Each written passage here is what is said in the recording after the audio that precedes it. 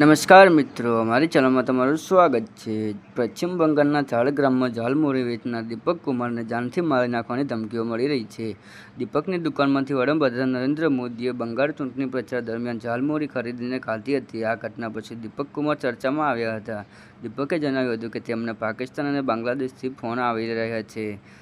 Call કરનાર લોકો તેમની દુકાનો ઉડાવી દેવાની ધમકીઓ આપી રહ્યા છે। દીપકે જણાવ્યું કે આ એક વિડીયો કોલમાં કેટલાક લોકો તેમને હથિયારો પણ બતાવી રહ્યા હતા। તેમના કારણે તેઓ અને તેમના પરિવારો ખૂબ તણાવમાં છે। જી હા મિત્રો, તમને એ પણ જણાવી દઈએ કે પીએમ મોદી 20 એપ્રિલ ચૂંટણી પ્રચાર દરમિયાન ઝાડગ્રામમાં ચૂંટણી કરેલી હતી।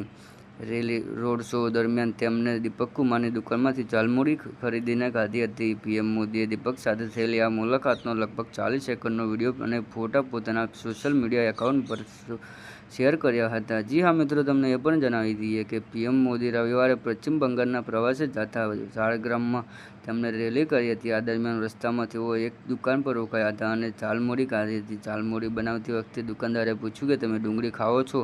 પીએમ મોદીએ જવાબ આપ્યો, હા ડુંગળી ખાઉં છું, પણ દિમાગ નહીં। આ સાંભળીને દુકાનદાર હસવા લાગ્યો। જી હા મિત્રો, તમને એ પણ જણાવી દઈએ કે આ હતા આજના તાજા સમાચાર, અને અમારી ચેનલ પર નવા હોવ તો લાઇક, શેર અને સબસ્ક્રાઇબ કરી દેજો। ધન્યવાદ।